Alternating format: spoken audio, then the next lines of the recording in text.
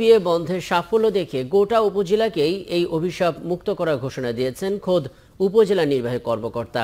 আর তার সঙ্গে যোগ দিয়েছেন অন্যান্য স্কুল ছাত্রীরাও। এখন তারা বাড়ি বাড়ি গিয়ে বাল্য বিয়ের কুফল নিয়ে সচেতনতা সৃষ্টি করছেন। মেহেদী হাসানের তোলা ছবিতে পুরোটা জানাচ্ছেন রাশেদুল হক রুশো। রাজশাহীর চারঘাট উপজেলার সদ্যহ ইউনিয়নের ঝিকরা উচ্চ বিদ্যালয়ের ১০ম শ্রেণীর শিক্ষার্থী লীলা খাতুন গেল বছর শেষের দিকে ৯ম শ্রেণীতে থাকা অবস্থায় হঠাৎ করে লীলার অমতে বিয়ের আয়োজন করে তার পরিবার। তবে শিক্ষা প্রতিষ্ঠান থেকে পাওয়া বাল্য বিয়ের কুফল সম্পর্কে শিক্ষা ও পড়াশোনা চালিয়ে যাবার অদম্য ইচ্ছাশক্তি নিজের বিয়ে বন্ধ করার সাহস যোগায় লীলাকে। বিয়ের আসর থেকে ফিরে যায় বরযাত্রী। আমার বাবা আমাকে বাইরে থেকে বের করে দিয়েছিল। আমার জীবনে একটা সফলতার জায়গা দিতে চাই।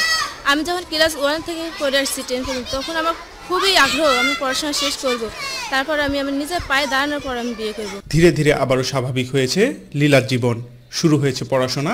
সেই সাথে তার এই সাহসী পদক্ষেপ বাল্য বিয়ে প্রতিরোধে অনুপ্রাণিত করেছে সহপাঠীদেরও। ও যখন নিজের পরিবারের বিরুদ্ধে গিয়ে এতটা শক্তি পাইছে, তখন আমরা সবাই ইনশাল্লাহ পারবো। আমাদের ক্লাসে যদি কোনো ফ্রেন্ডের এরকম হয় বা আমাদের এলাকাতে যদি এরকম হয়, তাহলে আমরা কখনো এটা করতে দেব না। এদিকে শুরু থেকেই বাবা মা যেন বাল্য বিয়ের ক্ষতি সম্পর্কে জানতে পারে, সেজন্য বিভিন্ন পদক্ষেপ হাতে নিয়েছে এখানকার স্থানীয় প্রশাসন ও জনপ্রতিনিধিরা।